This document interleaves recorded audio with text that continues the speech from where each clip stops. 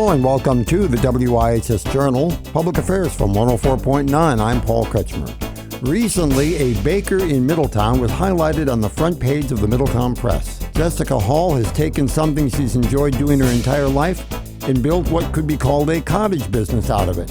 Here's the rest of my conversation with Jessica Hall for today's WIHS Journal. So I actually had a really positive experience. I had done so much research that I felt that when I filled out all the forms, I said, this is the best that I can do.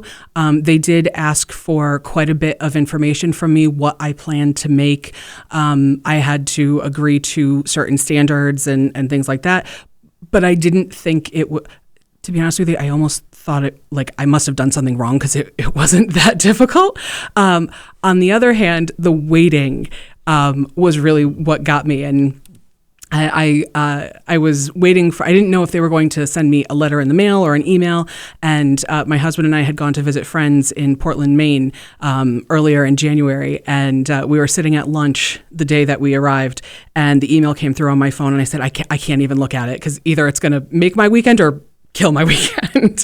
And so he read it for me and he goes, you got it. So that part was great. There is a lot of, everything's done online. So that's kind of nice that I don't have to sit there with paper and pencil and try to figure all the math out. It's sort of done for you. But there is a level of, you have to put time aside for it. You have to know your deadlines. The state, having worked for the state of Connecticut, I can definitely say that they really try their best. It's just there's so many people trying to access at the same time. So it has been, for the first couple months, it's been pretty good with me. You live here in Middletown. Yes. Is Middletown a cake and goodies type of town? It is, and we are so lucky, and I say this all the time, to be in an area where you can kind of, whatever you want, it's there and it's really good. You can get, Italian food, you can get Thai food, you can get really anything. And we are very fortunate to have a thriving baking community. We have plenty of people just on Main Street who do commercial things and food trucks and all of that kind of thing. And I love that. I love that a lot of it particularly run by women. So I think that having women in business is really amazing, and to be supportive of each other is really great. So Middletown is a good place if you are looking for baked goods. And we all do it a little bit differently too, which is great. So there's room for cupcakes, there's room for cookies, there's room for, I do really specialty fresh florals on my cakes. So there's something for everyone. Okay, does that include wedding cakes then too? Yes, absolutely. Yes. Yeah, Middletown is almost unique, means one of a kind, so it's not really fair to say very unique or sort of unique. But in any case, Main Street in Middletown, it really is a destination for exactly that reason, and as far as the eating side of life. It really is. And my husband and I say it all the time. We actually have a project going on right now where we're making a list of all the places that we want to eat in Connecticut. And I think Connecticut, too, we're very lucky that you really, it's not like being in some parts of like the Midwest where you really don't have the options that we do in Middletown, in particular, in Connecticut, in New England. So we're making a list of all the places that we want to go. And actually, Food of Connecticut, which is a social media blog, Allison and her husband, Colton, actually, we got in touch over the last couple days, and they have really helped us make our list bigger and bigger. And they do some really great food blogging. Yeah.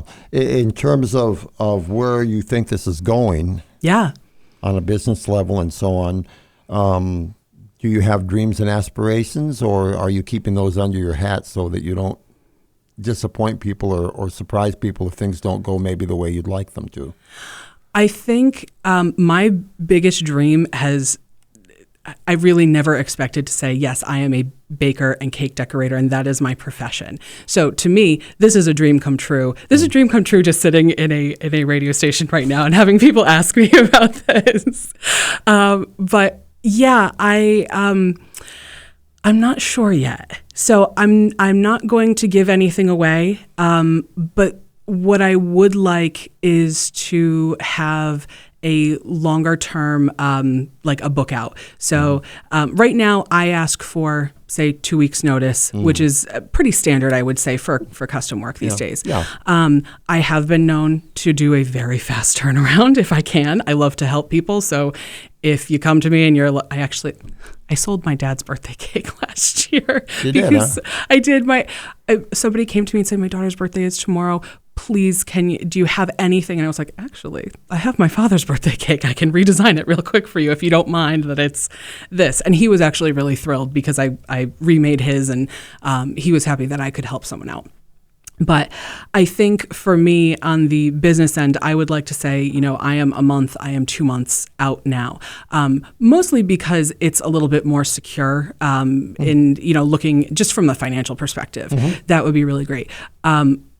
I have to say I had a fantastic January, February, as opposed to last year. Like things went really, really well. I had a wonderful Super Bowl weekend, Valentine's Day, which anybody in the baking or florist world knows are like the big days of the year. Gangbusters. Yes, absolutely.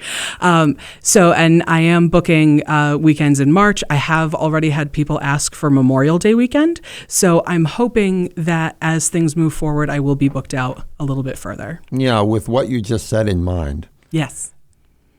Is quite a lot of your sales oriented toward things that are going on the weekends, or do people come in all through the week and say, I'd like this or I'd like that, but it's not necessarily a day when people might think ordinarily of something special for themselves? Sure. I think I would say probably 75 to 80% is weekend oriented.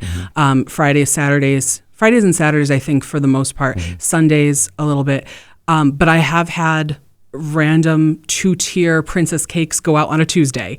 And I think that's kind of great because I think people are celebrating not just with these, giant weekend parties, but they're taking the time to do something special for themselves and their families. Yeah. With that in mind, then, what does that do to your work, the flow of your work?